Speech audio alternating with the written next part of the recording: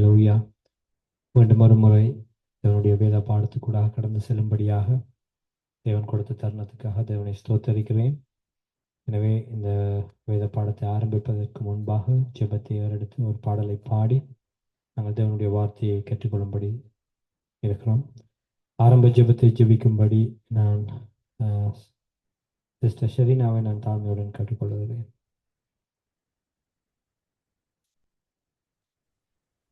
கரியமாய் நேசிக்கிறீங்கள் மனத்தே இந்த நாளைக்கு நன்மைக்காக நன்றி செலுத்துகிறேன் சுவாமி. ஆவியானவரே, இருவர் மூவர் கூடும் இடத்தில் நான் வாசம் பண்ண வேண்டும் சொன்ன பிரகாரம் இந்த இடத்துல நீரை தாம் என்று வழிநடத்தும்படியாக ஜெபிக்கிறேன். ஆண்டவர், இந்த பைபிள் ஸ்டடியும் முடிக்கிறதுல ஒப்பு கொடுக்கிறேன். நீரை தாம் என்று வழிநடத்துங்க. ஆரம்பம் அற்பமானால் முடிவு சம்பூர்ணமா இருக்கும் என்று சொன்னீரே தகப்பனே. நீரை வழிநடத்தும்படியாக ஜெபிக்கிறேன் தகப்பனே. இன்று நாங்கள் படிக்கிற ஒவ்வொரு பாடங்களும் ஆண்டவரை ஞாபகத்தில் எங்களுக்கு இருக்கத்தக்கதாக நீரை வழிநடத்துங்க தகப்பனே. படிப்பில் தரும் ஆசிரியம் உனக்கு ஒப்பு கொடுக்கிறேன். நீரை தாம் என்று வழிநடத்தும்படியாக ஜெபிக்கிறேன் தகப்பனே. இங்க வந்திருக்கிற அனைவரையும் நீரை கூடவே இருந்து வழிநடத்தும்படியாக ஜெபிக்கிறேன் தகப்பனே. அவற்றும் உடைக்காலத்துல ஒப்பு கொடுத்து உண்மையை தாழ்த்தி நான் இயேசு கிறிஸ்துவின் நாமத்தில் ஜெபிக்கிறேன் எங்கள் ஜீவன் நல்ல பிதாவே. ஆமென், ஆமென். நாங்கள் அப்படியே இந்த வேளையில் நாங்கள் தேவனை துதித்து பாடி நாங்கள் அவரை மகிமைப்படுத்த போகிறோம். இந்த மாலை வேளையில் தேவனங்களோடு கூட இருக்கிறவராக இருக்கிறபடி நாங்கள் தேவனை உயர்த்தி நாங்கள் அவரை பாடி நாங்கள் மகிமைப்படுத்த போகிறோம். எனவே எல்லாருமாய் சேர்ந்து இந்த தேவாதி தேவனுக்கு நன்றிகளை சொல்லி நன்றி அப்போ ஸ்தோத்தரிக்கிறோம். ஆண்டவரே, உண்மை உயர்த்துகிறோம் தகப்பனே, உண்மை மகிமைப்படுத்துகிறோம் ஆண்டவரே என்று சொல்லி கொஞ்ச நேரம் உற்சாகமாக கரங்களை தட்டி நாங்கள் அவருடைய பாடலை பாடி நாங்கள் அவரை மகிமைப்படுத்துகிறோம்.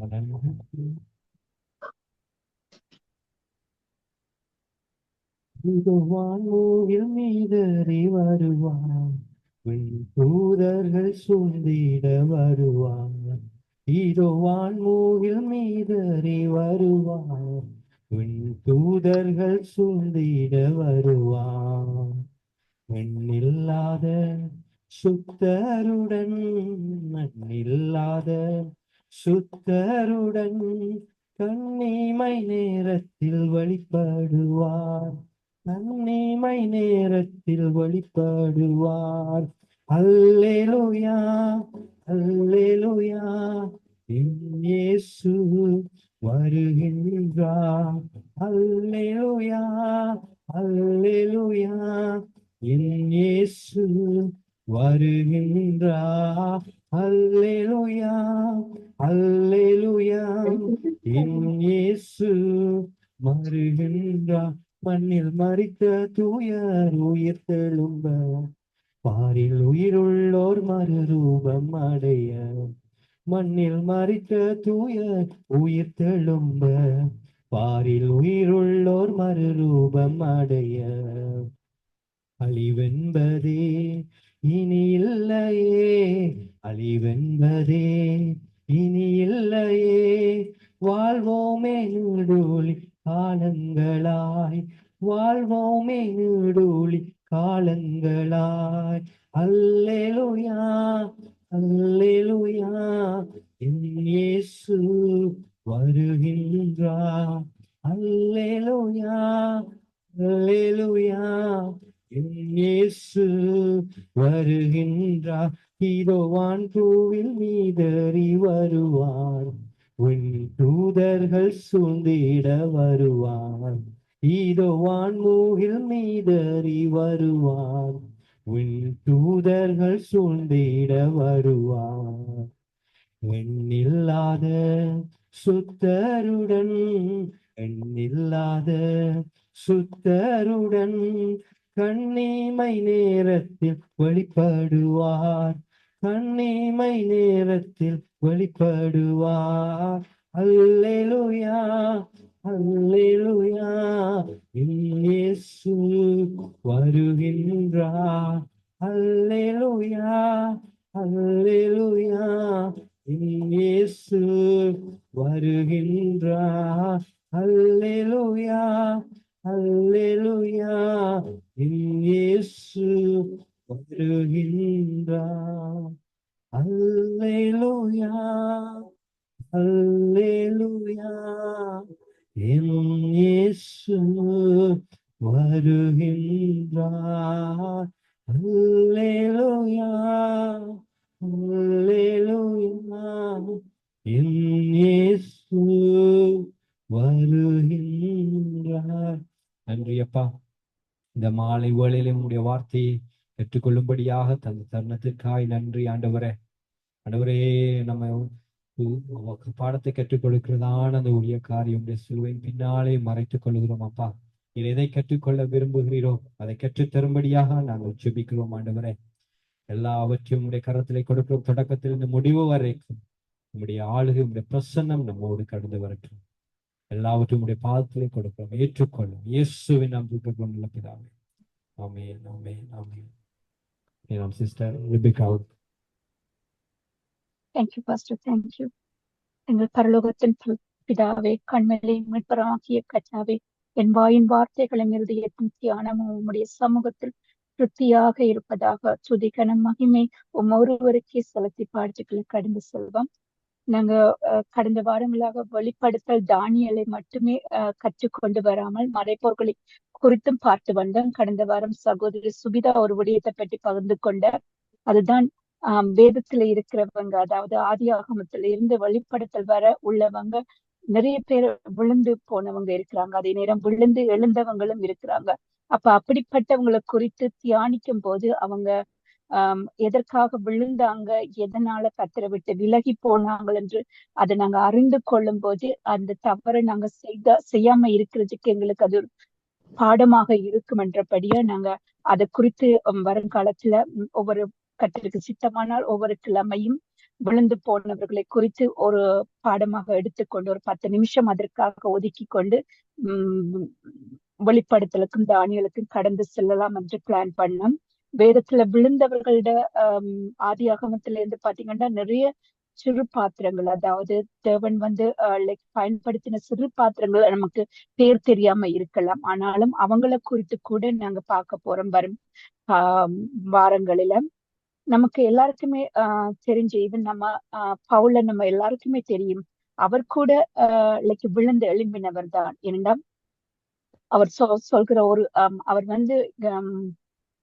நிறைய இடங்களுக்கு போய் சுவிசேஷம் சொல்றத நீங்க கவனிச்சிருப்பீங்க. அதாவது எபேசு, மக்கதோனியா போன்ற இடங்களுக்கு போய் அவர் இயேசு கிறிஸ்துவே மேசியா என்று ஜூதருக்கு வற்புறுத்தி, அதாவது வலியுறுத்தி சுவிசேஷம் சொல்லியிருப்பார். அதன் நிமித்தம் அவங்க என்ன செய்யப்பட்டாங்க, ஜூதர்களுக்கு மத்தியில தர்க்கம் ஏற்பட்டு அவங்க இவர் ஜூதர் தான் என்றத காட்டுறதுக்காக என்ன செய்வார், மொட்டை போட்டு கொண்டதையெல்லாம் நீங்க அப்போஸ்தலர் 18ஆம் அதிகாரத்துல பார்க்கக்கூடியதாக இருக்கு.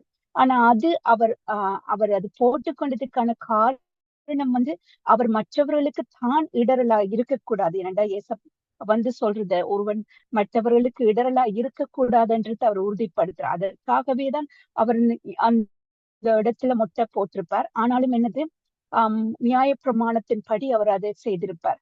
அப்ப அந்த நியாய பிரமாணத்தை ஒரு கட்டத்துல அவர் பாக்குறார், அந்த ஜூதர்கள் நியாய பிரமாணத்தை அவ்வளத்துக்கு பின்பற்றாங்க, அதை கொள்கையாகவே பின்பற்றாங்க. அவங்களுக்குள்ள கிருபையின் பிரமாணத்தை இவரால செலுத்த முடியல. அது நிமித்தம் என்ன செய்யறார், கிருபையின் நியாய பிரமாணத்தையும் கிருபையின் பிரமாணத்தையும் ஒரே ஆள் மேல் திணிக்க முடியாது. நியாய பிரமாணம் தண்டனை என்று பார்த்திருந்தோம். கிருபையின் பிரமாணம், சுயாதீன பிரமாணம் மன்னிப்பு. அப்ப ஒரு மனுஷனுக்கு தண்டனையும் கொடுத்து மன்னிப்பையும் கொடுக்க முடியாது. அப்ப அதனால என்ன செய்வார், கடைசியில 7ஆவது கட்டத்துல அவரே சொல்லிடுவாரு, நான் புறஜாதிகளுக்கு மத்தியில போய் நான் சுவிசேஷம் சொல்றேன்னு சொல்லி அவர் புறஜாதிகளுக்கு மத்தியில தேவனை குறித்து சுவிசேஷம் சொல்ல போறத நாங்க அங்க காணக்கூடியதாக இருக்கும். அப்ப இவர் ஆவிக்குரிய விஷயத்துல விழுந்து போய் மறுபடியும் அந்த அதை பேதுருவும் இதே தவற செய்திருப்பார். அந்த இடத்துல அவர் கண்டிக்கிறதையும் நீங்க பேதுருவையும் கூட கண்டிக்கிறத நீங்க பார்த்திருப்பீங்க. சோ இப்படி ஒவ்வொருத்தரும் விழுந்து போனவங்களை குறித்து நாங்க ஆதியாகமத்தில இருந்து பார்க்க போறோம். இன்றைக்கு ஆதியாகமத்துல நமக்கு எல்லாருக்குமே தெரிஞ்ச ஒரு கேரக்டர் தான் ஆதாமும் ஏவாளும்.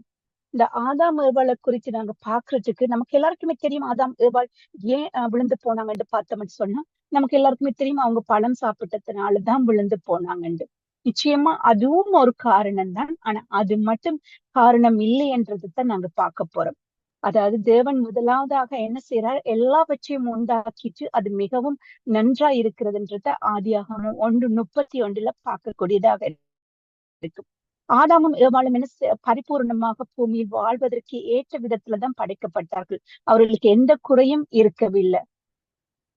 ஏனென்றால் தேவனுடைய சாயலில் படைக்கப்பட்டார்கள் என்று ஆதியாகமம் 1:27 சொல்லப்படுகிறது. அப்ப தேவனின் சாயல்ல படைக்கப்பட்டவங்க எல்லாம் எப்படிப்பட்டவங்களா இருப்பாங்க? ஞானமா இருப்பாங்க. அன்பு, நீதி, நற்குணம், தெய்வீக குணங்கள் நிச்சயமா அவங்களுக்குள்ள இருக்கு.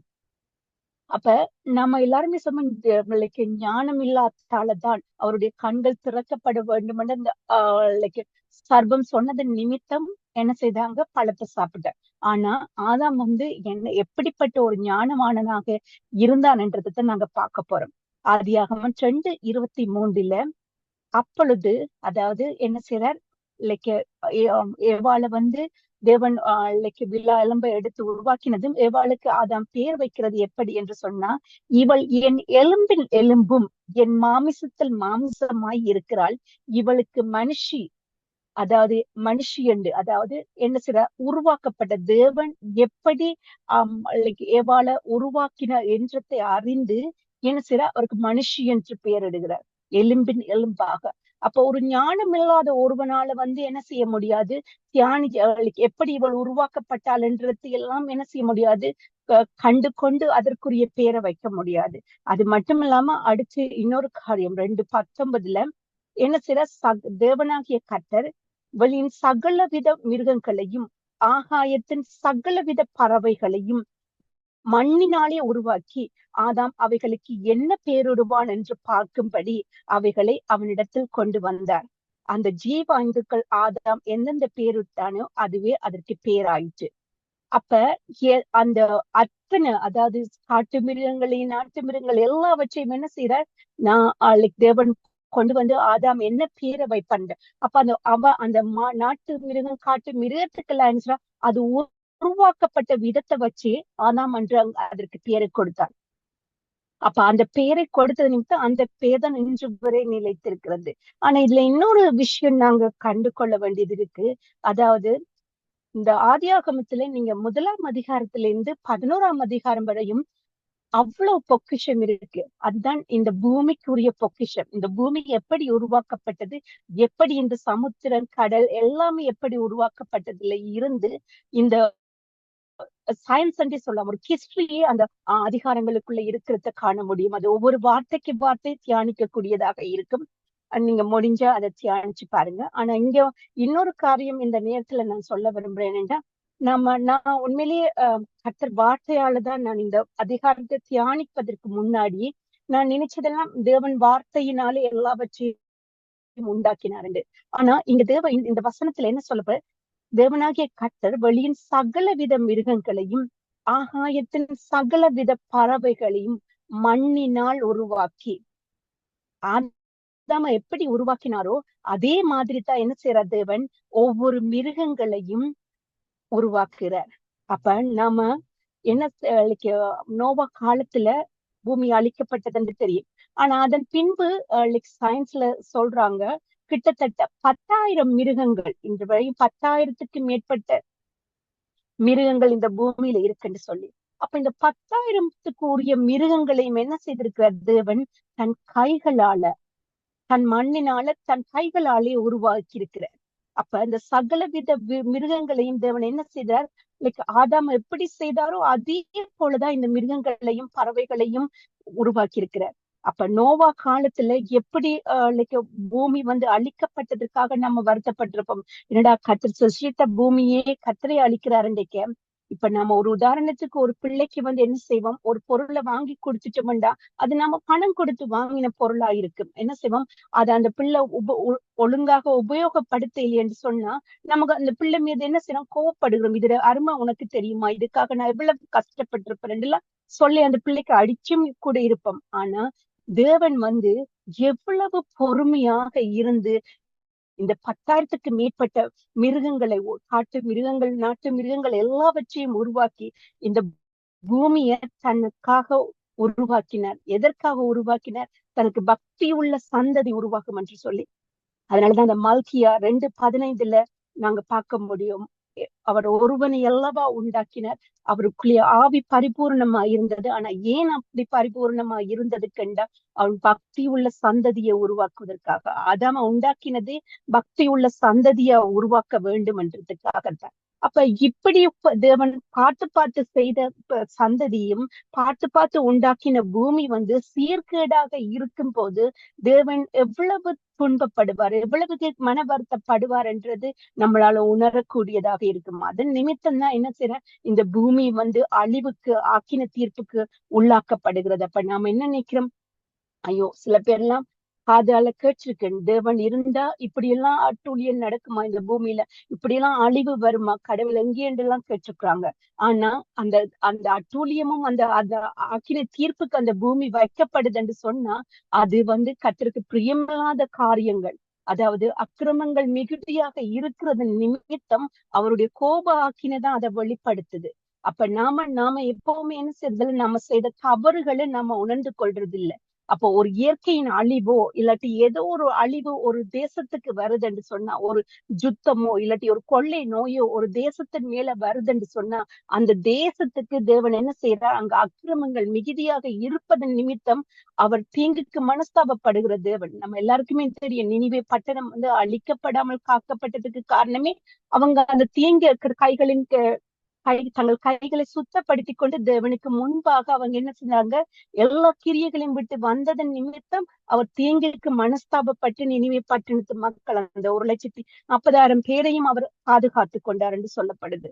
ஆனா அப்படிப்பட்ட தேவன் இன்றைக்கு இந்த பூமியை ஆக்கின தீர்ப்புக்கு ஒப்பு கொடுக்கிறாருன்னா, இந்த பூமியில என்ன செய்யல, தேவன் சிருஷ்டித்த விதமாக எதை எதிர்பார்த்து இந்த பூமியை சிருஷ்டித்தாரோ அந்த விதமாக இந்த பூமி இல்லை என்றத தேவன் பார்க்கிறார். சோ அதன் நிமித்தம் தான் இந்த தேசத்துல என்ன செய்யப்படுது, ஒவ்வொரு இடங்கள்லயும் ஒவ்வொரு விதமான இயற்கை அழிவுகள், கொள்ளை நோய்கள், யுத்தங்களுக்கு ஆக்கின தீர்ப்புக்கு இந்த பூமி வைக்கப்படுகிறது. நாங்க அதை குறித்து பார்க்க போறது இல்லை. ஆனா நாங்க பார்க்க வந்த விஷயம் ஆதாமையும் ஏவாளை பற்றியும். ஆனா தேவன் எப்படி இந்த பூமியை சிருஷ்டித்தார்ன்றது நமக்கு தெரிஞ்சா மட்டும்தான் நாமளும் இந்த பூமியில தான் இருக்கிறோம். அப்ப பூமியை தேவன் ஒரு காரியத்தை செய்யும் போது நாம தேவ சித்தத்துக்கு தடையாக எப்போதும் என்ன செய்ய மாட்டோம், இருக்க மாட்டோம்ன்றதுக்காகத்தான் அதை தெரிவித்துக் கொண்டேன். அப்ப நம்ம எல்லாருக்குமே தெரிஞ்ச ஒரு விஷயமாக இருக்குது என்னது, அப்ப இந்த உன்னத பாட்டுல கர்த்தர் என்ன சொல்றார், முதலாவது விஷயமாக அதுக்கு உன்னத பாட்டுக்கு போக முன்னாடி ஆதாமுக்கு கர்த்தர் எண்ணத்தை கொடுத்தார். அதாவது முதலாவதாக ஆதாம் எப்படி ஞானம் உள்ளவனாக இருந்தான் என்றதை பார்த்துட்டோம். அப்ப அடுத்து தேவன் ஆதாமுக்கு ஒரு காரியத்தை கொடுக்கிறார், ஒரு கொண்டு என்னத்தை செய்ய சொல்றார். 2:15 பாக்குறோம், தேவனாகிய கர்த்தர் மனுஷனை ஏதேன் தோட்டத்துக்கு அழைத்து கொண்டு அதை பண்படுத்தவும் காக்கவும் வைத்தார். அப்ப ஆதாமுக்கு கொடுத்த முதலாவது வேலை என்னன்னு சொன்னா, அந்த தோட்டத்தை என்ன செய்யணும், பண்படுத்தி காக்க வேண்டும். அப்ப தோட்டம் இருக்கு, தோட்டத்துக்கு வெளியே என்ன செய்யப்படுது, காட்டு, அதாவது தோட்டத்துக்கு வெளியே உள்ள இடமெல்லாம் காடாக கருதப்படுது. அப்ப அங்கெல்லாம் மிருகங்கள் இருக்கு. அப்ப அந்த காட்டு மிருகங்கள் இந்த தோட்டத்துக்கு வராத படிக்க என்ன செய்யணும், இவர் பண்படுத்தி பாதுகாக்கணும், வேலி அடைத்து பாதுகாக்கணும். அப்ப ஆதியாகமம் 1:28 சொல்ற, பின்பு அவர்களை நோக்கி, நீங்கள் பலுகி பெருகி பூமியை நிரப்பி அதை கீழ்ப்படுத்தி சமுத்திரத்தின் மச்சங்களையும் ஆகாயத்து பறவைகளையும் பூமியின் மேல் நடமாடுகிற சகல ஜீவ ஐந்துகளையும் ஆண்டு கொள்ளுங்கள் என்று சொல்லி தேவன் அவர்களை ஆசீர்வதித்தார். அப்ப தேவன் தோட்டத்தை பண்படுத்தவும் வேண்டும், காக்கவும் வேண்டும். அதே நேரம் என்ன செய்யணும், பூமியை நிரப்பி பூமியில உள்ள சகல மிருகங்களையும் என்ன செய்யணும், இவங்களுக்கு கீழ்ப்படுத்தி அதை ஆண்டு கொள்ள வேண்டும். அப்ப இதுதான் ஆதாமுக்கு கொடுக்கப்பட்ட வேலை. அப்ப இந்த வேலைய அவர் என்ன செய்யல. அப்ப காட்டுக்குள்ள தோட்டத்தை வேலி அடித்து பாதுகாக்கும் பொறுப்பை அவர் என்ன செய்யல. அவர் அந்த பொறுப்பை செய்திருந்தா காட்டு மிருகங்கள் அதாவது சர்ப்பம் காட்டு மிருகம் என்று சொல்லப்படுது. அப்ப அந்த காட்டு மிருகம் என்ன செய்ய இருக்காது, இந்த தோட்டத்துக்குள்ளேயே வந்திருக்காது. அது மட்டும் இல்லாம அந்த ஏன் வேலி அடித்து பாதுகாக்கப்பட வேண்டும் என்று சொல்லி உன்னத பாட்டுல சொல்றார். உன்னத பாட்டு 4:12, என் சகோதரியே, என் மணவாளியே, நீ அடைக்கப்பட்ட தோட்டமும் மறைவு கட்டப்பட்ட நீரூற்றும் முத்திரிக்கப்பட்ட கிணறுமாய் இருக்கிறாய். அதாவது தன்னுடைய சபையை பார்த்து அவர் சொல்றார், நீ அடைக்கப்பட்ட தோட்டம். அப்ப அடைக்கப்பட்ட தோட்டமாக ஏன் நாம இருக்கணும் என்று சொன்னா, சத்ருவானவன் எங்களுடைய சிந்தைய ஆளுக செய்யக்கூடாது. இல்லாட்டி எங்களுக்கு எதிராக எந்த செயற்திட்டங்கள்லயும் ஈடுபடும் போது நாங்க அதை முறியடிக்கத்தக்கதாக நாங்க என்ன செய்யணும்? அடைக்கப்பட்ட தோட்டமாக இருக்கணும். அப்ப எப்படி அடைக்கப்பட்ட தோட்டமாக நாங்க இருக்க முடியுமானா, நமக்கு அதுக்கு ஆவியானவர், பரிசுத்த ஆவியானவர் நமக்குள்ள வாசம் செய்கிறார்.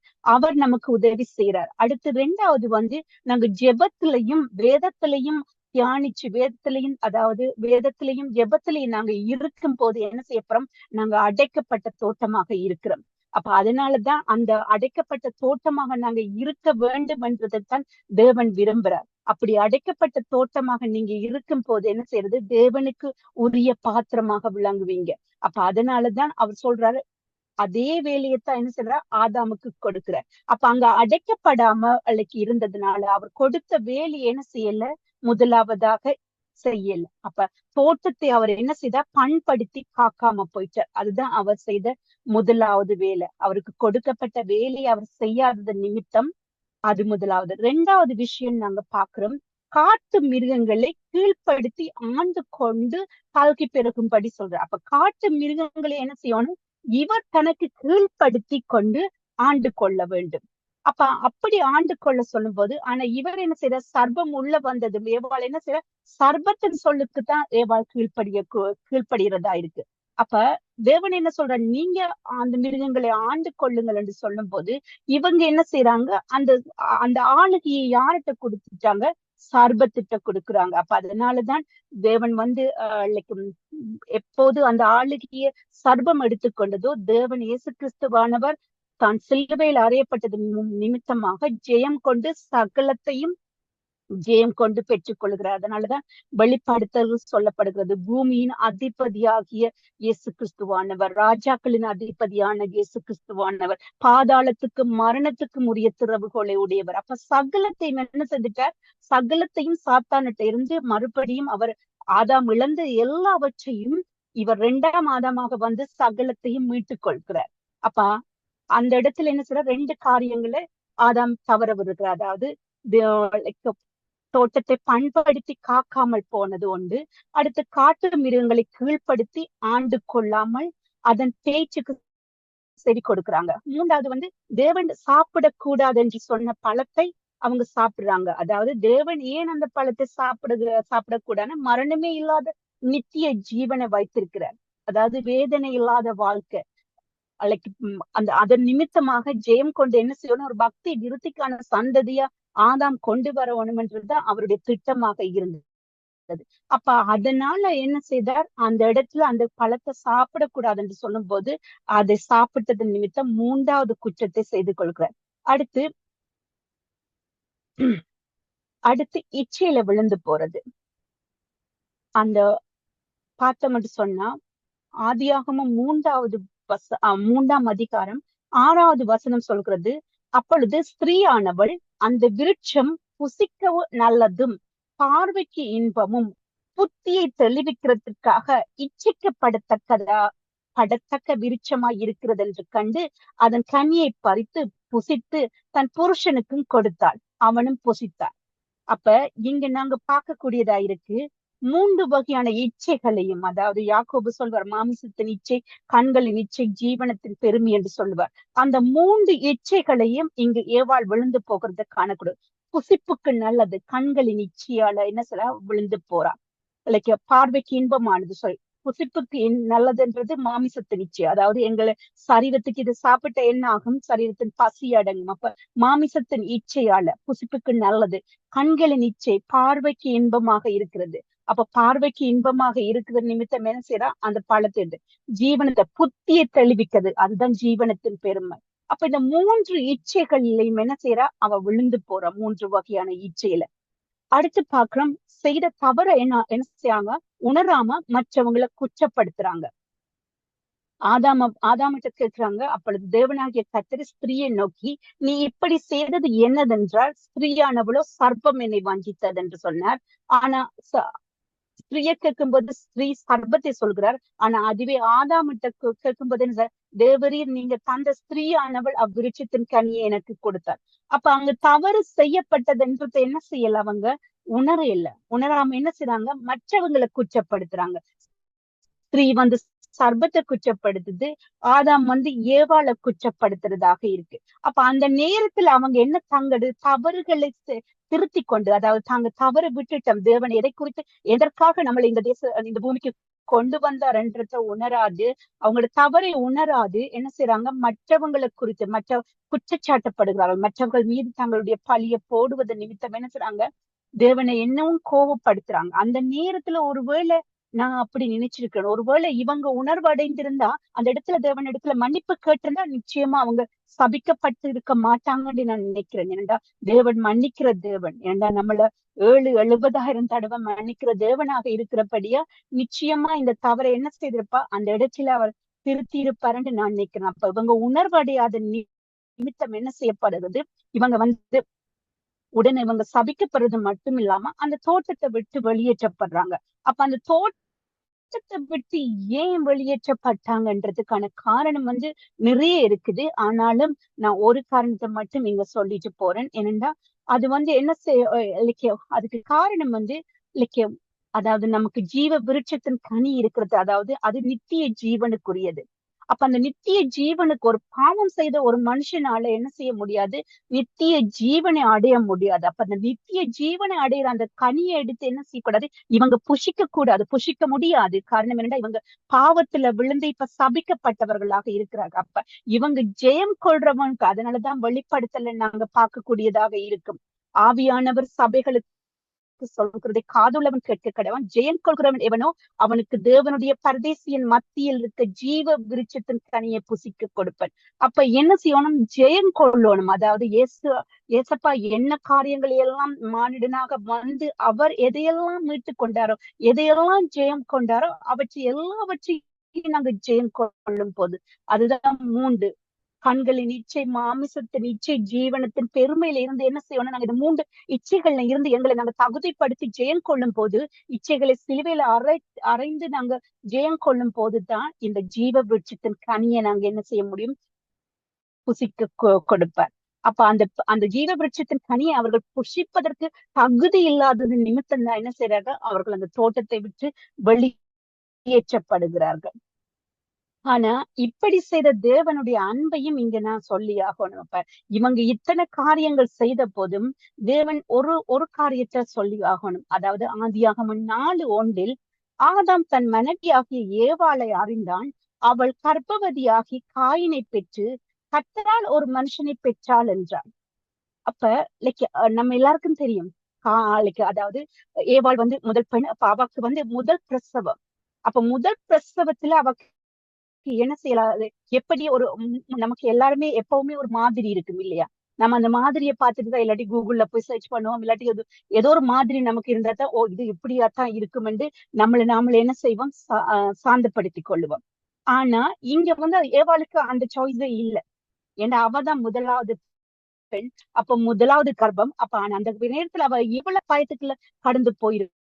ஒருவேளை ஏண்டா ஆதாமையும் பார்த்திருப்பா, ஆனா தன்னுடைய வயிறு மட்டும் வீங்கிறத பார்த்துட்டு என்ன நினைச்சிருப்பா, ஒருவேளை நான் தான் பழம் சாப்பிட்டதால எனக்கு தான் இந்த வயிறு வீங்குதோ, எதற்காக வீங்குது, எதற்காக சக்தி வருது, எதையுமே என்ன செய்யலாது, அவளால அதை சிந்திக்கிற ஆற்றல் இல்லாம இருந்திருப்பா. அப்ப ஒரு பயத்துல, அப்ப அந்த பயத்துக்கெல்லாம் என்ன செய்தா, தேவன் தான் கூட இருந்து சகலத்தையும் அவக்கு உதவி செய்தார். ஏண்டா ஒரு பெண் வந்து ஒரு கர்ப்பவதியாகி குழந்தையை பெற்றதும் அந்த குழந்தைக்கு தொப்புள் கொடி, அந்த தொப்புள் கொடியை அறுக்க வேண்டும் இல்லையா, அது ஆதாமுக்கு தெரியாது. ஏனென்றா அவருக்கும் அது ஒரு மாதிரி இல்லை, அது முன்ன பின்ன செய்து இல்ல. அப்ப நம்ம தேவன் தான் அவருக்கு பரம வைத்தியராக இருந்து எப்படி முதலாவது சர்ஜரி ஆதாமுக்கு செய்து விழா எலும்பை எடுத்து ஏவாளை உருவாக்கினாரோ, அதே மாதிரி ஒரு பெண்ணுக்கு, ஒரு கர்ப்பவதியான ஒரு பெண்ணுக்கு முதல் பிரசவம் பார்த்த பரம வைத்தியராக தேவன் இருந்திருக்கிறார்.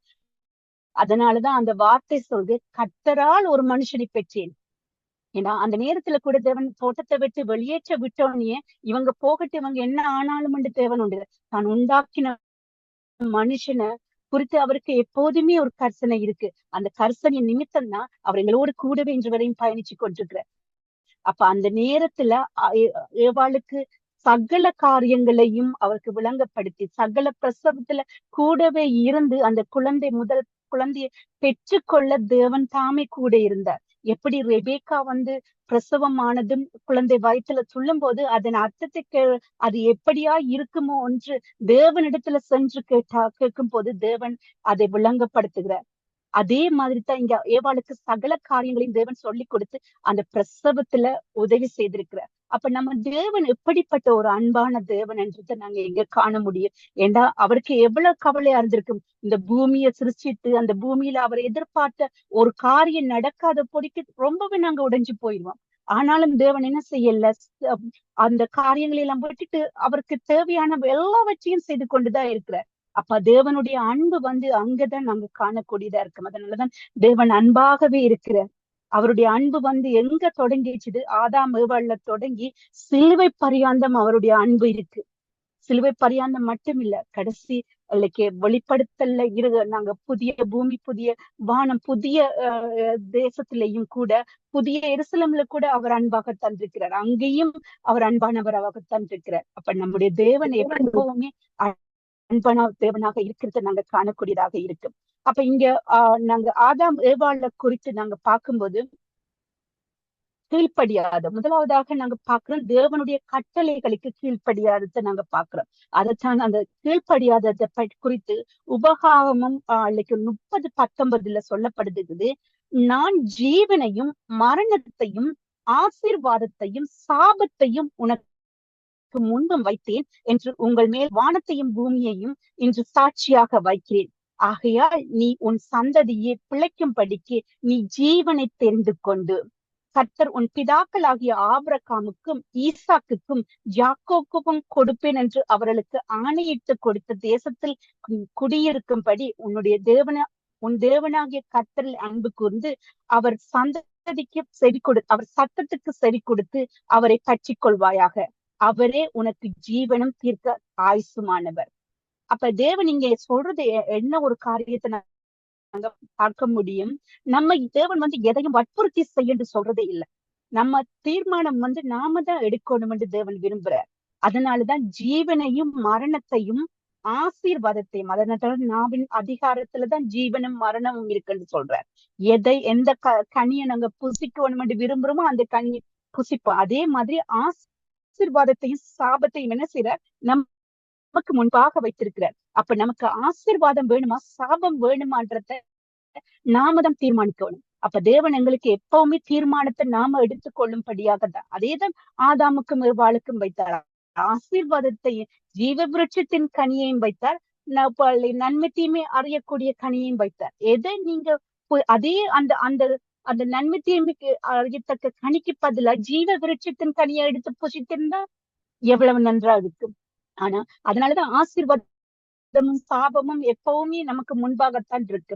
நாம் எதை தெரிந்து கொள்கிறோம் என்றதுல தான் இருக்கிறது. அப்ப நாங்க இங்க பார்க்கக்கூடியதாக இருக்கு, நம்முடைய வாழ்க்கை தேவனை விட்டு விலகி அவருடைய சத்தத்துக்கு செவி கொடாம பிரமாணங்களை கை கொள்ளாம போகும்போது அது சாபமாக மாறப்படுது.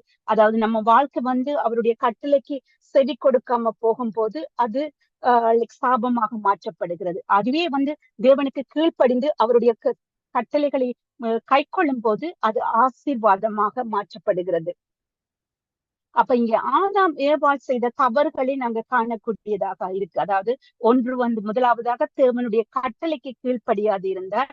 அடுத்து தோட்டத்தை பண்படுத்தி அதை பாதுகாக்காமல் போனார். மிருகங்களை கீழ்ப்படுத்தி ஆழ்ந்து கொள்ளாமல் போனது 2. மூன்றாவது சாப்பிடக்கூடாது என்று சொன்ன பழத்தை சாப்பிட்டது, இச்சையில விழுந்து போவது. மற்றது செய்த தவறை உணராது எனது மற்றவர்களை குற்றப்படுத்துவது.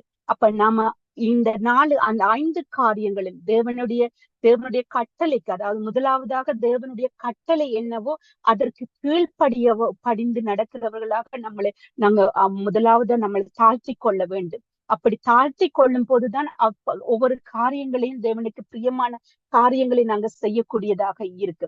அப்ப அதனாலதான் நம்ம எல்லாருக்கும் தெரிஞ்சவர் தான் மார்ட்டின் லூதர். அப்ப அவர்தான் விழுந்து போன கிறிஸ்தவத்தை மறுபடியும் எழுப்பி கட்டினவர். அதாவது கலைகள் கிறிஸ்தவத்துல விளையப்பட்டிருக்கு என்று சொல்லி அதை எடுத்து சொன்னவரும் அவர்தான். ஆனா அவர் ஒரு வசனத்தை ஒரு காரியத்தை குறித்து சொல்லுவார். அதாவது அவர் தேவனோட ஒவ்வொரு நாளும் அதிகாலை 2 மணித்தியாலங்கள் செலவிடவில்லை என்றால் அந்த நாளை சத்துருவானவன் ஆளுகை செய்து விடுகிறான் என்று சொல்லி அதுல தெரிவித்திருக்கிறார். அதாவது காலமா எழும்பி தேவனுக்கென்று சொல்லி அந்த 2 மனத்தியாலத்தையும் துதியிலையோ ஆராதனையோ பாடலையோ ஜெபத்திலேயோ அவர் செலவழிக்காது இருந்தார் என்று சொன்னா அந்த நாளை என்ன செய்து விடுறான், சத்ருவானவன் ஆளுகை செய்கிறான். எங்களுடைய சிந்தையை ஆளுகை செய்கிறான். எங்களுடைய தவறான வழிக்கு அவன் ஒப்பு கொடுத்து கூட்டி செல்கிறான். அப்ப அதுல இருந்து நாங்க சத்ருவான ஆளுகையில இருந்து எங்களை பாதுகாத்து கொள்ளணும்னா நமக்கு இருக்கிறது நமக்கு வேதமும் ஜெபமும் மட்டும்தான். அப்ப அதனாலதான் யோவான் 15:7 சொல்ற, நீங்கள் என்னிலும் என் வார்த்தை உங்களிலும் நிலைத்திருந்தால் நீங்க கேட்டுக்கொள்வது எதுவோ அது உங்களுக்கு செய்யப்படும். ஆமீன். அப்ப அதனால தேவன் எதுல நாங்க நிலைத்து நிற்க வேண்டும் என்றதையும் தேவன் சொல்லுறாரு. அப்ப நம்ம அவருடைய வசனத்திலையும் அவரிலையும் நாங்க நிலைத்து நிற்கும் போது நம்ம அடைக்கப்பட்ட தோட்டமாக இருக்கிறோம். அப்ப அங்க அடைக்கப்பட்ட தோட்டமாக இல்லாது இருந்ததன் நிமித்தம் தான் என்ன செய்யப்பட்ட சத்ருவானவனுடைய செயல்கள்ல விழுந்து பாவத்துல விழுந்து போகக்கூடியதாக இருந்தது. தேவனுடைய கட்டளைக்கு கீழ்ப்படியாதது இருந்ததன் நிமித்தம் தான் முதலாவதாக அவர்கள் செய்த பாவம் தேவனுடைய கட்டளைகளுக்கு கீழ்ப்படியாது போனது. அப்ப பழம் மட்டும் சாப்பிட்டதில்லை, தேவனுடைய கட்டளைக்கு கீழ்ப்படியாது தோட்டத்தை பண்படுத்தாமல் போனது. எல்லா காரியங்களையும் இங்கு பார்த்தோம். அப்ப இந்த காரியங்கள் நம்ம வாழ்க்கையிலும் என்ன செய்யக்கூடாது, நாமளும் தேவனுடைய கட்டளைக்கு கீழ்ப்படியாத போது நாம பாவத்தில் விழுந்து போவதற்கான ஒரு காரணமாக இருக்கும். அப்ப ஆதாம் ஏவாளை குறித்து பார்த்தோம். அப்படியே அடுத்த வரும் வாரங்களும் கர்த்தருக்கு சித்தமான ஒவ்வொருத்தர் விழுந்து போன ஒவ்வொரு சின்ன சின்ன கேரக்டரா இருந்தாலும் அவங்களை குறித்தும் நாங்க பார்க்க போறோம். அடுத்து நாங்க தானியலுக்குள்ள கடந்து செல்வோம். நாங்க ஏற்கனவே 2ஆம் அதிகாரத்துல பார்த்திருந்தோம். அதாவது நேபுகாத்நேச்சருக்கு ஒரு சிலை வடிவில தேவன் அடுத்து வரும் ராஜ்யங்களை குறித்து விளக்கம் கொடுத்திருந்தார். அதே 7ஆம் அதிகாரத்துல தேவன் என்ன செய்யறார், தானியலுக்கு அந்த மிருகங்களின் வழியாக என்ன செய்யறார், ஒரு விஷயம்.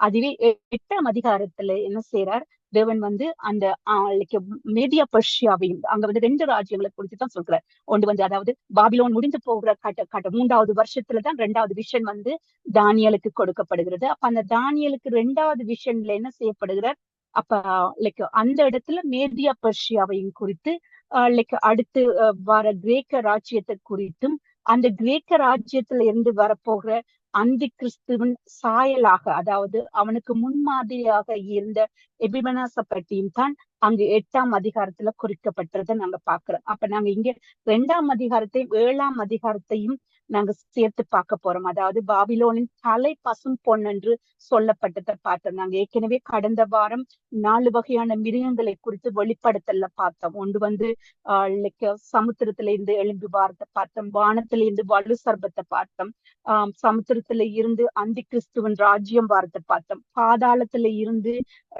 பார்த்திருந்தோம். அதாவது இருந்ததும் இல்லாததுமான இனி வரப்போகிற மிருகமான அந்தி கிறிஸ்துவ பார்த்தோம். அப்ப ஒவ்வொரு மிருகங்களை குறித்தும் பார்த்தோம். ஆனா அந்த மிருகங்கள் எல்லாம் என்ன செய்யப்படுகிறது, எதற்காக கர்த்தர் மிருகங்களின் ஊடாக பேசுகிறார் என்றதையும் நாங்க அடுத்த இதுல பார்க்க போறோம். அப்ப இங்க பாபிலோன்ல சிலையின் தலை பசும் பொன்னாக, அதாவது முதலாவதாக பாபிலோன் அதாவது சிலையின் தலை பசு பொன்னாக இருந்தது. இவருக்கு தானியலுக்கு 7ஆம் அதிகாரத்துல வெளிப்படுத்தும் போது அது சிங்கமாக வெளிப்படுத்தப்படுகிறது. கழுகின் செட்டைகள் கொடுக்கப்பட்டது. அப்ப முந்தினது சிங்கத்தை போல் இருந்தது, அதற்கு கழுகின் செட்டைகள் உண்டாயிருந்தது. நான் பார்த்து கொண்டிருக்கையில் அதன் இறகுகள் பிடுங்கப்பட்டது. அது தரையில இருந்து எடுக்கப்பட்டு மனுஷனை போல் 2 காலின் மேல் நிமிர்ந்து நிற்கும்படி செய்யப்பட்டது. மனுஷ இருதயம் கொடுக்கப்பட்டது. அதுதான் நேபுகாத்நேச்சர் என்றதை நாங்க ஏற்கனவே பார்த்திருந்தோம். அப்ப நேபுகாத்நேச்சருக்கு கொடுக்கப்பட்ட மிருகம் சிங்கம். ஏன்னு சொன்னா சிங்கம் அவர் வந்து மேட்டிமையான சிங்கத்துக்கு அந்த வெளிப்படுத்தல சொல்லப்படுற வாக்கியத்தையும் நாங்க பார்க்க போறோம். மேட்டிமையாக சிங்கத்தின் வாயத்தான் அந்த அந்தி கிறிஸ்துக்கு ஒப்பாக கொடுக்கப்படும். அங்க வந்து அந்தி கிறிஸ்துவான 3 மிருகங்களை ஒத்தவனாக இருப்பான். ஒன்று கரடியை ஒத்தவதாகவும் சிங்கத்தை போலவும் சிறுத்தையை போலவும் காணப்பட்டான் என்று. அப்ப சிங்கத்தை போல என்று சொல்லும் போது இங்க சிங்கத்துல இருக்கிற அந்த மேட்டிமையான நேபுகாத்நேச்சர்ல இருக்கிற அந்த மேட்டிமையான எண்ணம், பெருமைகளை பேசும் வாய் வந்து அந்தி கிறிஸ்துவுக்கு கொடுக்கப்படுகிறது. அதனாலதான் அந்தி கிறிஸ்து என்ன செய்யறான்? பெருமைகள், நான் தான் வல்லவன், நான் தான் சகலத்தையும் செய்யக்கூடியவன் என்ற மாதிரி அவன் இந்த பெருமைகளை பேசுகிறவனாக இருப்பான் என்று சொல்லப்படுகிறது. அடுத்து நாங்க பாக்குறோம் மேதியா பெர்ஷியா, அதாவது 2ஆம் அதிகாரத்தில் அதன் மார்பும் அதன் புயங்களும் வெள்ளி என்று சொல்லப்படுகிறது. அப்ப அந்த மார்பின் புயங்களும் வெள்ளிக்கு ஒப்பிடப்பட்டு அது கரடிக்கு ஒப்பிடப்படுகிறது. அதேதான் 8ஆம் அதிகாரத்துல 2 கொம்புள்ள ஆட்டுக்கடா என்று சொல்லப்படுகிறது. 7:5 சொல்லப்படுது, பின்பு கரடிக்கு ஒப்பாகிய வேறு 2ஆம் மிருகத்தை கண்டேன். அது ஒரு பக்கமாய் சாய்ந்து நின்றது. தன் வாயின் பற்களுக்குள்ளே 3 விலா எலும்புகளை கவ்விக்கொண்டிருந்தது. எழும்பி வெகு மாமிசம் தின்னென்று அதற்கு சொல்லப்பட்டது. அப்ப நாங்க பார்த்தோம் மேதியா பெர்ஷியான்றது, மேதியா வந்து தரியு ராஜ்யாலும் பெர்ஷியா வந்து கோரஸ் ராஜாவாலும் ஆளுகை செய்யப்பட்டது. அப்ப பெர்ஷியா வந்து என்ன செய்யுது?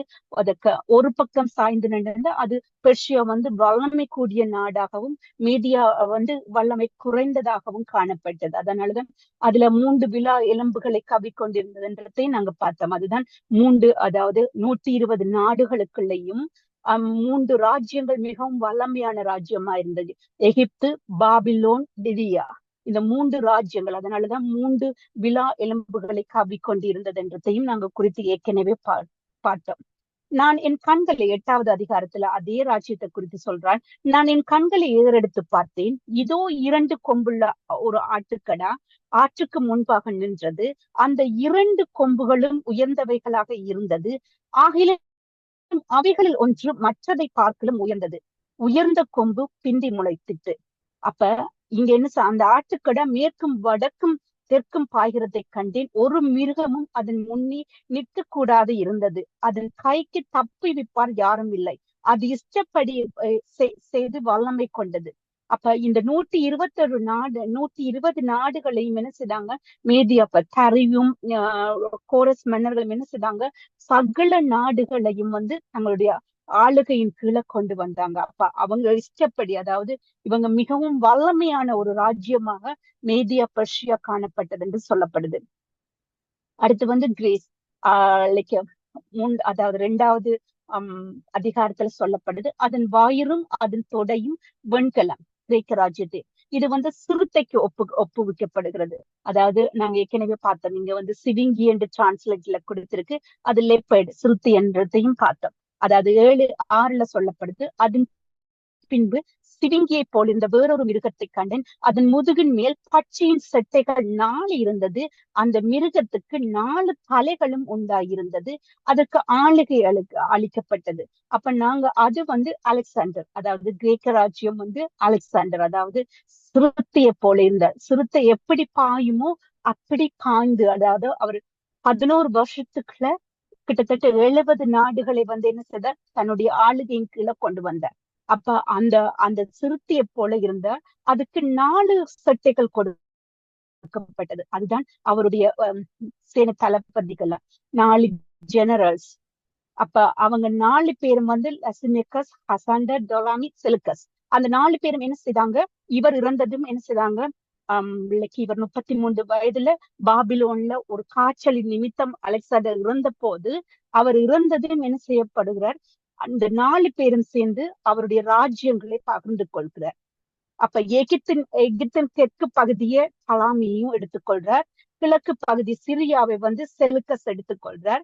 மேற்கு பகுதி கிரேக்கத்தை வந்து கசாண்டர் எடுத்துக்கொள்றார். வடக்கு பகுதியான ஆசியாவை வந்து லசிமெக்கு வந்து எடுத்துக்கொள்கிறார்.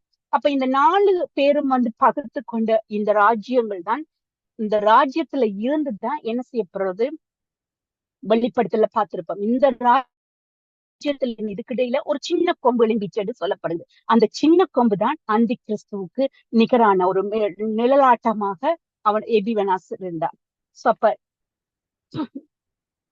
8:5 சொல்லப்படுகிறது. நான் அதை கவனித்துக் கொண்டிருக்கையில், இதோ மேற்கில் இருந்து ஒரு வெள்ளாட்டு கடா நிலத்தில் கால் பாவாமல் தேசத்தின் மீதெங்கும் சென்றது. அந்த வெள்ளாட்டு கடாவின் கண்களுக்கு நடுவே ஒரு விசேஷித்த ஒரு கொம்பு இருந்தது.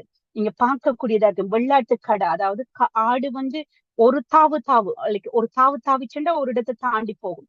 அப்ப இந்த வெள்ளாட்டு கடை என்னது, நிலத்தில் கால் பாவாமல். அப்ப என்னவாம், இந்த பாயும் போது ஒரு பாய்ச்சல்லையே சகலத்தையும், எங்கே இருந்து புறப்பட்டாரோ அவர் திரும்பி பாபிலோனுக்கு வரும்போதுதான் அவர் மனிதர். அப்ப அந்த 11 வருஷங்களும் அவர் நாட்டுக்கு திரும்பி வரவே இல்லை. அப்ப எங்க எங்க ஆரம்பிச்சாரோ அந்த 70 நாடுகளையும் தன்னுடைய ஆளுகைக்குள்ள கொண்டு வந்துதான் பாபிலோனுக்கு திரும்பி வரும்போதுதான் அவர் சிக்காகி மரணித்தார் என்று சொல்லி ஹிஸ்டரியில சொல்லப்படுது. அப்ப நிலத்துல கால் பாவாம என்ன செய்தாராம், அப்படியே ஒரே பாய்ச்சல்ல 11 வருஷத்துக்குள்ள அவ்வளத்தையும் ஆனா இதே வந்து அந்தி கிறிஸ்துவ ஏன் சிறுத்தைக்கு ஒப்பிடப்படுகிறா, இந்த அந்தி கிறிஸ்துவான இவர் 11 வருஷத்துல பிடிச்ச நாடுகளை அந்தி கிறிஸ்துவானவன் கடைசி 3.5 வருஷத்துக்குள்ளயும் என்ன செய்வானாம், தன்னுடைய ஆளுகையின் கீழே இந்த தேசத்தில் இருக்கிற ஒவ்வொரு நாடுகளையும் கொண்டு வருவான். அப்ப அது சாத்தியப்படுமான்னு கேட்டா நிச்சயமாக சாத்தியப்படும். இவருக்கு 11 வருஷம் எடுத்ததுக்கான காரணம் வந்து அப்ப டெக்னாலஜி எதுவும் இல்லை. ஆனா இங்க இப்ப வந்து 3.5 வருஷம் நிச்சயமா காரணம் என்னண்டா, சேட்டலைட் மூலம் தான் ஒவ்வொரு நாடுகளும் நம்ம இந்த டெக்னாலஜி, இந்த வைஃபை, இந்த டேட்டா இதுகள்ல தான் ஒவ்வொரு தேசத்தோட ராஜ்யங்களோட எல்லா அரசியல் இதுகள் எல்லாமே சேட்டலைட்டை நம்பித்தான் இருக்குது. அப்ப இந்த சேட்டலைட்டை, அதாவது மேல இருக்கிற சேட்டலைட்டுகளை ஒருவன் அதாவது தன்னுடைய ஆளுகையின் கீழே அந்த சேட்டலைட்டை எவன் கொண்டு வரனோ அவன் தான் அந்தி கிறிஸ்துவாகுவான். தன்னுடைய ராஜ்யத்துக்கு, அதாவது அதன் மூலமாகத்தான் இந்த தேசத்தை என்ன செய்வான், 3.5 வருஷத்துக்குள்ள கொண்டு வருவான். அப்ப இன்றைக்கு கிட்டத்தட்ட 4000க்கு மேற்பட்ட சேட்டலைட்டுகள் பூமிக்கு மேல இருக்குன்னு சொல்றாங்க. அந்த சேட்டலைட்டுகள்ல அமெரிக்காட, கனடால, இந்தியா ஒவ்வொரு தேசங்களும், கூடுதலான தேசங்கள் வந்து தங்களுடைய சேட்டலைட்டுகளை விட்டுருக்காங்க. அதுக்கு காரணம் என்னன்னா, தங்களுடைய தேசத்தின் பாதுகாப்பு என்று சொல்லியிருக்காங்க. சில பேர் இன்னொரு தேசத்துக்கு வேவு பாக்குறதுக்காக வச்சிருக்கிறாங்க. சோ அப்ப இதை எல்லாவற்றையும் என்ன செய்வாங்க, ஒருவன் வந்து கண்ட்ரோல் எடுத்துக்கொள்வான். அதாவது அவன் யாரா இருப்பான்னு சொன்னா, அந்த 10 நாடுகள் கொண்ட ராஜ்யம் வரப்போகுது. அதுதான் இப்ப வரப்போற அந்த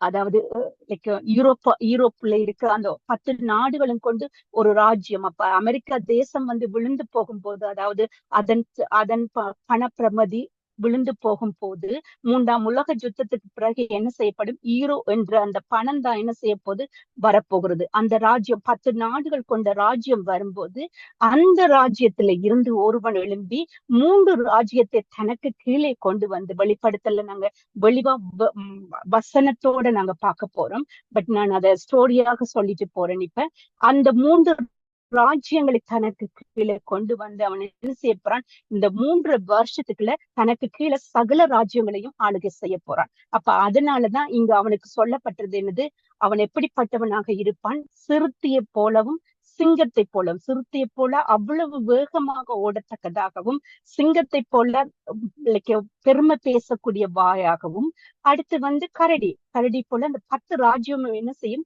5 ராஜ்யம் வல்லமை குறைந்ததாகவும், 5 ராஜ்யம் வந்து வல்லமை கூடியதாகவும் இருக்கும். அதாவது வல்லமை கூடியது என்னன்னா, இராணுவத்தினுட வல்லமை 5 நாடுகள் கூடினதாகவும், இராணுவத்தின் வல்லமை வந்து என்ன செய்யும், ஒரு ராஜ்யத்துக்கு வந்து எப்பவுமே எப்படி சொல்லப்படும் சொன்னா, அந்த வல்லமை வந்து அது இராணுவத்தை வச்சு, அதாவது பணத்தை வச்சு சொல்லுவாங்க, அங்க இருக்கிற மக்கள் தொகையை வச்சு சொல்லுவாங்க, அடுத்து அவங்களோட இராணுவத்தை வச்சு. அப்ப அந்த வல்லமையான நாடுன்றது அந்த இராணுவத்தை வச்சுதான் சொல்லுவாங்க. அப்ப அந்த வல்லமை கூடினத நாடாக என்ன இருக்கும், 5 நாடுகள் இருக்கும். அப்ப 5 நாடுகள் வல்லமை குறைந்ததாக இருக்கும். அப்ப அந்தி கிறிஸ்துவானவன் இந்த 3 மிருகத்தின் சாயலாகத்தான் இருப்பான் என்றத சொல்லப்படுது. அடுத்ததாக மேதியா பெர்ஷியா என்னும் கொம்புகளை முறித்து போட்டு தன் ராஜ்யத்தை கட்டி கொண்டது. அப்ப இது என்ன செய்து, இந்த ஆட்டுக்கடா என்ன செய்யுதுன்னு சொன்னா, மேதியா பெர்ஷியாவோட ராஜ்யத்தை முறித்து தன்னுடைய ராஜ்யத்தை கட்டி கொண்டதுதான் இந்த அலெக்சாண்டர். அப்பொழுது வெள்ளாட்டுக்கடா மிகுதியும் வல்லமை கொண்டு அதன் பலம் கொண்டிருக்கையிலேயே அந்த பெரிய கொம்பு முறிந்து போயிற்று. அதற்கு பதிலாக ஆகாயத்தின் 4 திசைகளிலும் எதிராய் விசேஷித்த 4 கொம்புகள் முளைத்தெழும்பினது. அப்ப அலெக்சாண்டர் இறந்ததும், அதாவது அதுதான் வல்லமை, அது பலம் கொண்டிருக்கையில, அப்ப 70 நாடுகளை தன் ஆளுகைக்கு கீழே கொண்டு வந்து இருக்கையில என்ன செய்யப்படுது, அந்த பெரிய கொம்பு முறிந்து போயிட்டு.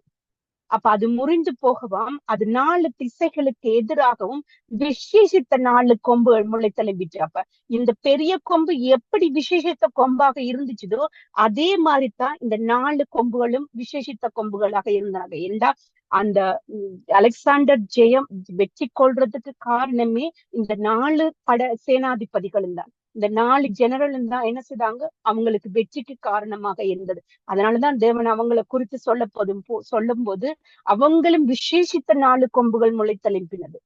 அப்ப அதன் பிறகு என்னது, அலெக்சாண்டர் இறந்ததும் இவங்க ராஜ்யத்தை கட்டிக்கொள்றாங்க.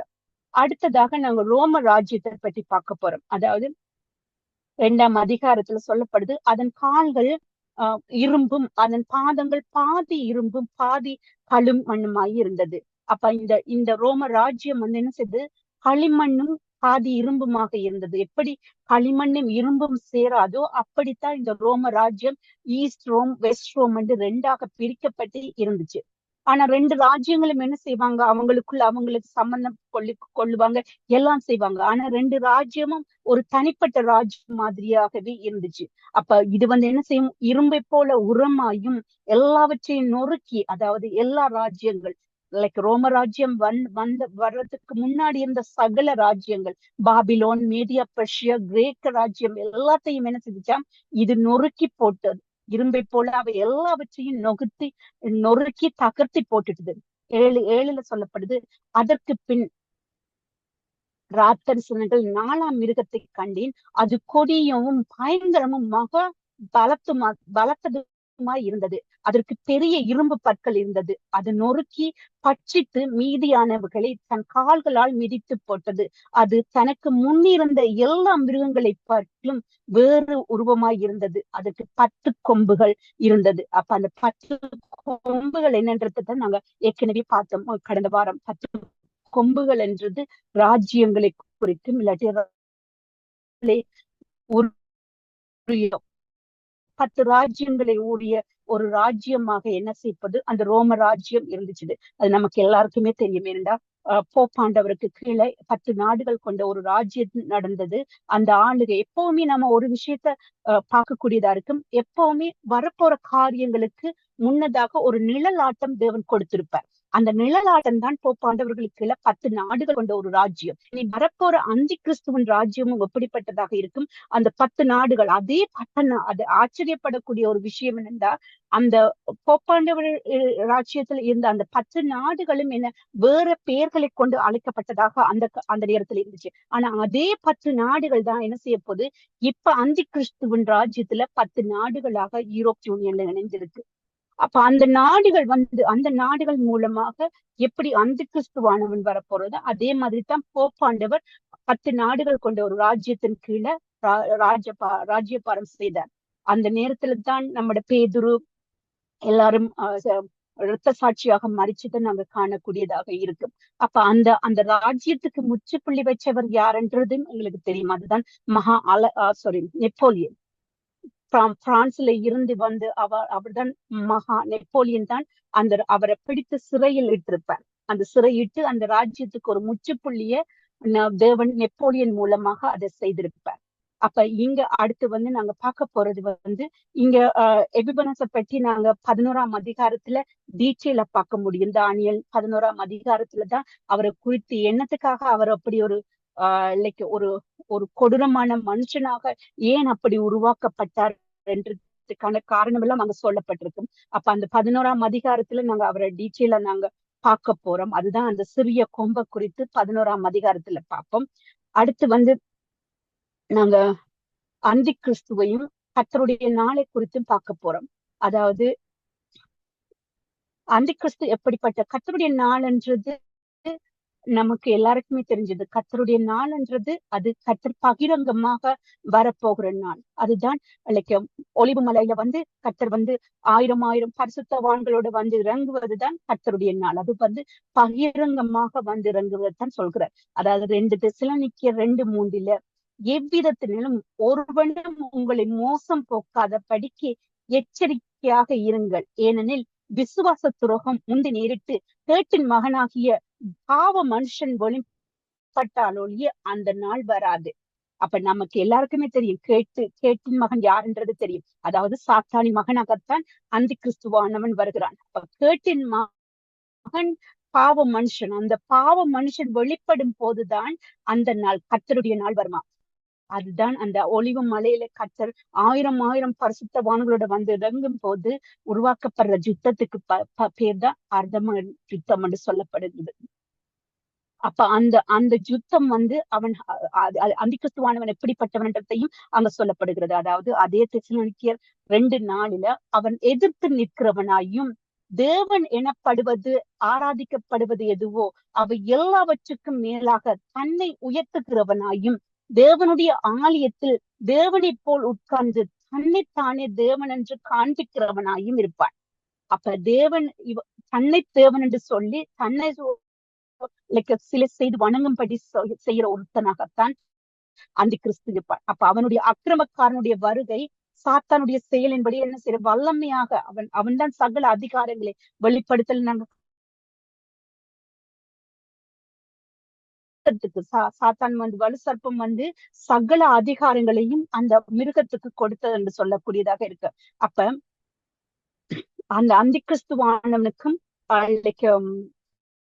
கர்த்தருடைய நாளையும் பார்க்கிறோம். அதுதான் அருமதாம் யுத்த மண்டத்தையும் பார்த்தோம். அப்ப கர்த்தருடைய நாள் எப்போது வரும்ன்றது எங்களுக்கு தெரியும். அந்த நாள் வரும்போது நாம இருக்க மாட்டோம். ஏனென்றால் அதற்கு முன்னாடியாக என்ன செய்யப்படும், சபை எடுத்துக்கொள்ளப்படுதல் நடக்கும். ஏனென்றா அதற்கும் ஒரு வார்த்தை, ஏன்னாப்பா சபை வந்து 7 வருட உபத்திர காலத்துக்கு முன்பாக எடுத்துக்கொள்ள வேண்டும். கர்த்தருடைய பகிரங்க வருகைக்கு முன்னாடி எடுத்துக்கொள்ளப்பட வேண்டும். அதுதான் இந்த சபை எடுத்துக்கொள்ளப்படுதலையும் குறித்து 2 தெசலோனிக்கேயருக்கு பவுல் அழகாக கொடுத்திருக்கிறார்.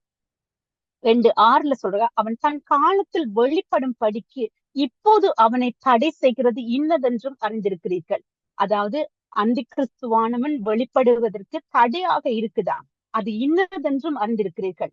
அக்கிரமத்தின் ரகசியம் இப்பொழுதே கிளிய செய்கிறது, ஆனாலும் தடை செய்கிறவன் நடுவில் இருந்து நீக்கப்படும் முன் அது வெளிப்படாது. அப்ப அந்த தடை செய்கிறவர்கள் யார் என்றால் இந்த சபை. இந்த சபை வந்து தடை செய்கிற இந்த சபை எடுத்துக்கொள்ளப்பட்டால் ஒழிய அந்தி கிறிஸ்துவானவன் வெளிப்பட மாட்டான் என்றத பவுல் இங்க உறுதிப்படுத்துறார். அப்ப அந்தி கிறிஸ்துவானவன் வந்து வெளிப்படும் போதுதான் கர்த்தருடைய நாள் வரும் என்று சொல்றார். அதே நேரம் அந்தி கிறிஸ்துவானவன் வெளிப்பட வேண்டுமானால் சபை எடுத்துக்கொள்ளப்பட வேண்டும் என்றதையும் இங்க உறுதிப்படுத்துறார். அப்ப 2:8 சொல்லப்பட, நீக்கப்படும் போது அந்த அக்கிரமக்காரன் வெளிப்படுவான். அவனை கர்த்தர் தம்முடைய வாயின் சுவாசத்தினாலே அழித்து தம்முடைய வருகையின் பிரசன்னத்தினாலே நாசம் பண்ணுவார். இதுதான் ஒரு அழகான வசனமாக இருக்கு. அவன் நீக்கப்படும் போது அந்த அக்கிரமக்காரன் வெளிப்படுவான். அவனை கர்த்தர் தம்முடைய வாயின் சுவாசத்தினாலே அழித்து, தேவனுடைய சுவாசம் தான் நாங்க, அவருடைய மூச்சு காற்றுத்தான் நாங்க. ஆனா சத்ருவானவன் அழிக்க போறவங்க யாருன்னு பாத்தீங்கன்னா 1000 பரிசுத்தவான்களாக அங்க எடுத்துக்கொள்ளப்பட்ட சபையோட தேவன் வருகிறார். அந்த 1000 பரிசுத்தவான்கள் தான் என்ன செய்ய போறாங்க, அந்தி கிறிஸ்துவ ஜெயம் கொள்ள போறாங்க. அதனாலதான் கர்த்தர் சொல்ற, அவனை கர்த்தர் தம்முடைய வாயின் சுவாசத்தினாலே அழித்து அவனை மேற்கொள்ள போவது நாங்க தான். அப்ப எவன் எடுத்துக்கொள்ளப்பட்டு கர்த்தருடைய அதாவது நாங்க 5 ஜனங்களை குறித்து பார்க்கும்போது சிம்மாசனத்திற்கு ஒரு திரளான ஜனங்களை கூட்டத்தை படுத்தோம். அந்த திரளான ஜன கூட்டத்தோட தான் தேவன் என்ன செய்யறார், இந்த தேசத்துக்கு, அதாவது கர்த்தருடைய நாளிலே ஒலிவு மரத்துல வந்து வருகிறார். அப்ப அந்த இடத்துல அவனுடைய தம்முடைய வாயின் சுவாசத்தினால நம்ம கொண்டு நாம தான் சத்துருவானவனை மேற்கொள்ள போறோம். அதுதான் தேவனுடைய அழகா. தேவன் எப்பவுமே மறைவாக பேச, ஏன்னா அந்த பொக்கிஷங்களை நாம தேடி கண்டுபிடித்து கொள்ள வேண்டும் என்றது அவர். என்ற வேதத்தில் இருக்கிற ஒவ்வொரு பொக்கிஷங்களையும் சாதாரணமாக படிக்கும் போது நாம கற்றுக்கொள்ள முடியாது. அப்ப இந்த பொக்கிஷங்களை எல்லாம் இந்த தெசலோனிக்கேயர் 2ஆம் அதிகாரத்தை தியானிச்சிங்கன்றாலே கர்த்தருடைய நாள், கர்த்தருடைய வருகை அந்தி கிறிஸ்துவ குறித்து, அடுத்து சபை எடுத்துக் கொள்ளப்படுறது குறித்து, அடுத்து அர்மதான் யுத்தம் சகலத்தை குறித்தும் பவுல் அதுல எழுதி இருக்கிறத நீங்க காணக்கூடியதாக இருக்கு.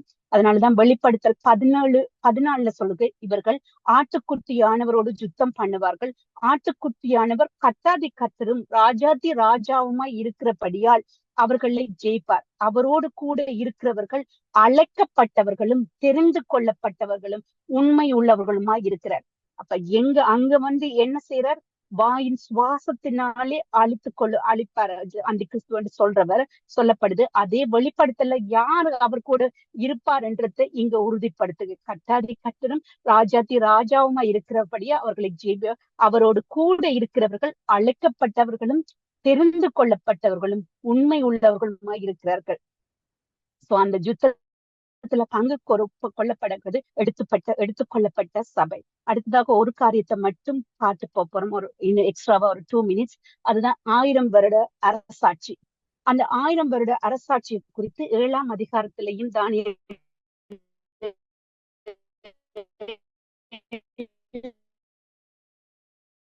அதிகாரத்திலே பெயர்க்கப்பட்டு மலையில் இருந்து பெயர்ந்து உருண்டு வந்து இரும்பையும் வெண்கலத்தையும் களிமண்ணையும் வெள்ளியையும் பொன்னையும் நொறுக்கினத்தை கண்டிரே, அப்படியே அந்த ராஜ்யங்கள் எல்லாவற்றையும் நொறுக்கி நிர்மூலமாக்கி தானோ என்றென்றைக்கு நிற்கும் இயேசு கிறிஸ்துவின் 1000 வருஷ ஆட்சி. அப்ப இந்த 4 ராஜ்யங்களையும் என்ன செய்யப்படுது?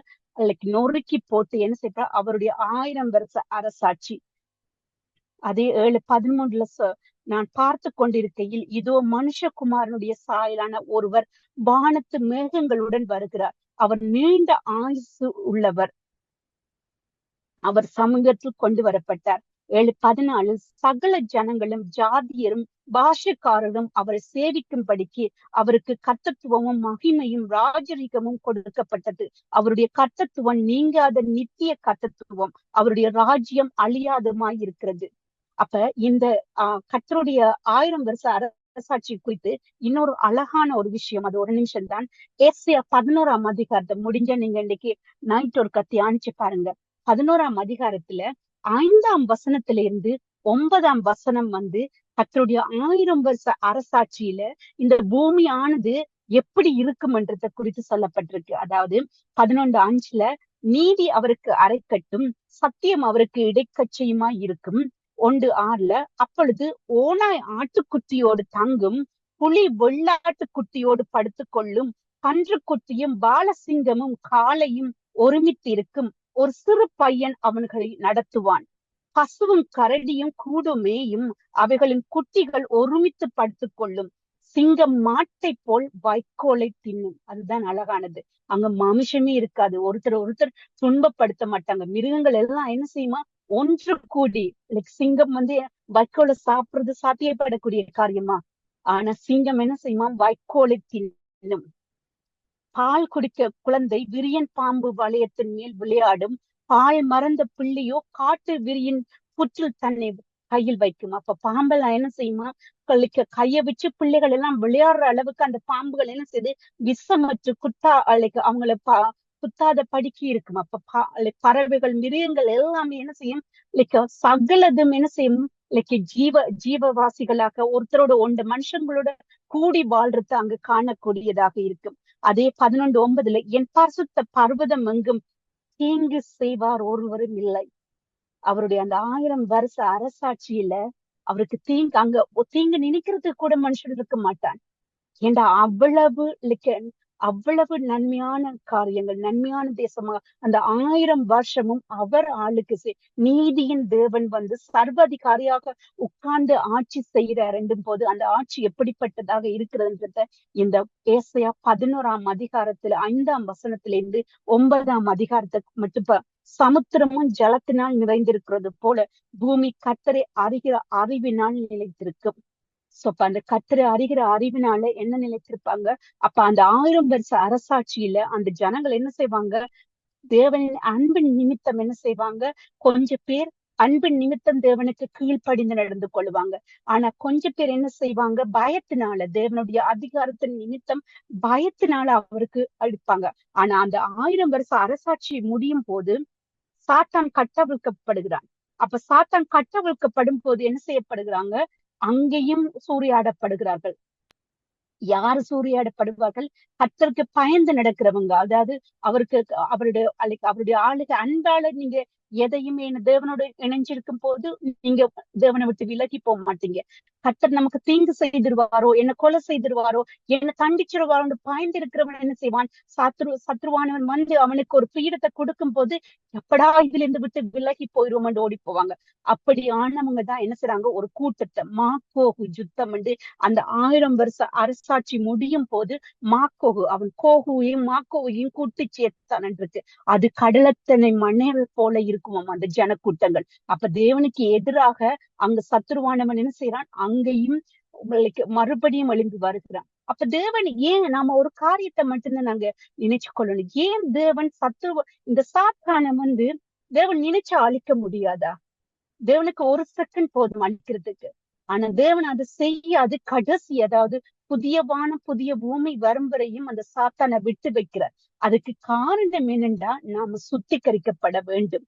தேவன் அதனாலதான் புதிய பூமியிலையும் புதிய இதுல என்ன செய்யப்படுகிறது? எருசலேத்துல அங்க யாரும் தீங்கு நினைக்கிறவங்க யாருமே இருக்க மாட்டாங்க. அங்க எல்லாருமே பரிசுத்தவான்களாகத்தான் இருப்பாங்க.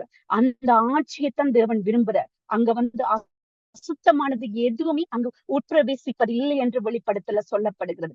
அப்ப இங்க என்ன செய்யப்படுறார்? இந்த பூமி அதாவது ஆதாம் ஏவாள் பாவத்தின் விழுந்ததன் நிமித்தமாக அங்க தொடக்கம் இந்த பூமி அதாவது வெளிப்படுத்தல் இந்த பூமி புதிய வானம் புதிய பூமி வரும் வரைக்கும் சுத்திகரிப்பு தேவைப்படுறதுக்காகத்தான் என்ன செய்யறார்? சாத்தானை இன்று வரைக்கும் தேவன் விட்டு வச்சிருக்கிறார்.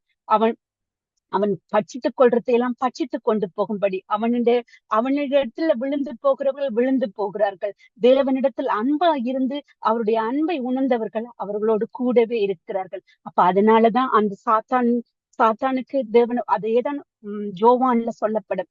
பிதாவானவர் தெரிந்து கொண்டவர்களை நான் ஒருபோதும் கைவிடுவதில்லை. பிதா அதாவது நாம தெரிந்து அழைக்கப்பட்டவர்கள் அநேகராக இருந்தாலும் தெரிந்து கொள்ளப்பட்டவர்கள் சிலர். அந்த தெரிந்து கொள்ளப்பட்டவர்களே ஏசப்பா என்ன சொல்றார்? நான் ஒருபோதும் கைவிடுவதில்லை.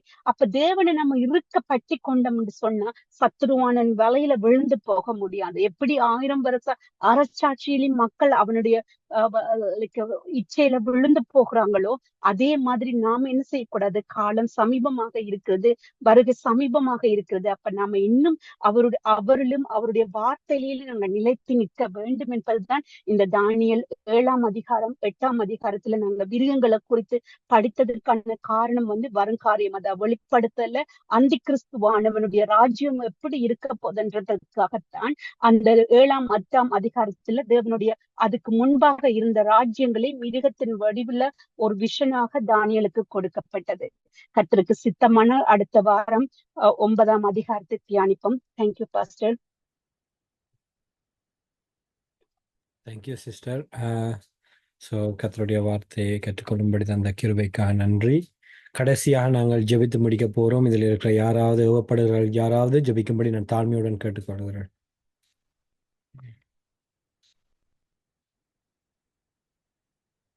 ஆண்டவரே நன்றி செலுத்து. சர்வ வல்லமையுள்ள கருத்துல ஒப்பு கொடுக்கிறோம். என் தேவன் மட்டுமா எங்களோடு நீர் இடைப்பட்ட நல்ல கிருபைகளுக்காக நன்றி செலுத்துகிற ஆண்டவரே. விசேஷமா இந்த வேத பாடத்தினூடாக கர்த்தர் எங்களோடு கொடுத்து இடைப்பட்டு அப்பா எங்களை எச்சரித்து சீர்பிடித்து சரிபிடித்தன உடைய வார்த்தைகளுக்காக நாங்கள் நன்றி செலுத்தி ஜெபிக்கிற ஆண்டவரே. விழுந்து போன பாசுதர் காரியத்தை குறித்து நாங்கள் பார்த்த ஆண்டவரே. தேவ சமூகத்துல நாங்கள் ஒப்பு கொடுத்து ஜெபிக்கிறோம். நாங்கள் ஆண்டவரே கர்த்தருடைய வார்த்தையை மீறி விழுந்து போகாதபடி இந்த தேவ கரத்திலே நாங்கள் அர்ப்பணித்து ஜெபிக்கிற ஆண்டவரே. அப்பா விசேஷமா உடைய வார்த்தையை நாங்கள் இறுக பிடித்துக் கொள்ள எங்களுடைய வாழ்க்கையை சீர்படுத்த கர்த்தர் உதவி செய்வீராக. வேதத்துல சொல்லப்பட்டது போல ஆண்டவரே உடைய வருகைக்காய் நாங்கள் ஆயத்தப்பட கர்த்தர் நீர் உதவி செய்ய முடியாது நாங்கள் ஜெபிக்கிறோம். ராஜ்யங்களை குறித்து நாங்கள் கேள்விப்பட்ட ஆண்டவரே உடைய வருகை சமீபமா இருக்கிற நாங்கள் அப்பா இன்னும் எச்சரிப்போடு இருக்கிற ஆண்டவரே. மனவாளனை நோக்கி ஆயத்தமா இருக்கிற மனவாட்டி போல புத்தி உள்ளவர்களாய் நடந்து கொள்ள கர்த்தர் நீர் உதவி செய்ய முடியாது ஜெபிக்கிறோம். விசேஷமா அந்த நாளிலே அப்பா எங்களுக்காக இந்த வேத பாடத்தை எடுத்தான சகோதரிக்காக நாங்கள் ஜெபிக்கிறோம். கர்த்தர் இன்னும் பலப்படுத்தி நீங்க நடத்துங்க, ஆசீர்வதிங்க. இந்த இணைப்புல வந்த ஒவ்வொரு தேவ பிள்ளைகளுக்காக நாங்கள் ஜெபிக்கிறோம் ஆண்டவரே. அவருடைய தேவைகள் விண்ணப்பங்கள் எல்லாம் கர்த்தர் நீர் அற்புதமாய் நிறைவேற்றி நடத்த முடியாது நாங்கள் ஜெபிக்கிறோம். வாஞ்சியோடு கற்றுக்கொள்ள வருகிற ஒவ்வொரு பிள்ளைகளையும் உடைய வார்த்தையினால் ஆசீர்வதித்து நிரப்பி அப்பா வாழ்க்கையில அவர் நினையாத அற்புதங்களை செய்து நீ நடத்த முடியாத நாங்கள் ஜெபிக்கிறோம் ஆண்டவரே. தொடர்ந்து ஆசீர்வதிப்பீராக. ஊழியருக்காய் ஜெபிக்கிறோம், குடும்பத்துக்காய் ஜெபிக்கிறோம், சபைக்காய் ஜெபிக்கிறோம். கர்த்தர் எல்லாவற்றையும் நீ நன்மையாய் ஆசீர்வாதமாய் இரட்டிப்பாய் நீ நடத்த போறக்கா நன்றி செலுத்துகிறோம். தொடர்ந்து பெரிய காரியங்கள் செய்யுங்க. இயேசுவே நாம ஜெபிக்கிறோம் நல்ல பிதாவே. ஆமென். ஆமென். எல்லாருமாய் சேர்ந்து சொல்லுமா, என் ஆத்துமாவே கர்த்தரை ஸ்தோத்தரி, என் முழு உள்ளமே அவருடைய பரிசுத்த நாமத்தை ஸ்தோத்தரி, என் ஆத்துமாவே கர்த்தரை ஸ்தோத்தரி, அவர் செய்த சகல உபகாரங்களையும் மறவா. ஆமென், ஆமென். கர்த்தர் தாமே உங்கள் ஒவ்வொருவரையும் ஆசீர்வதித்து வழி நடத்துவாராக. God bless you all. Hallelujah.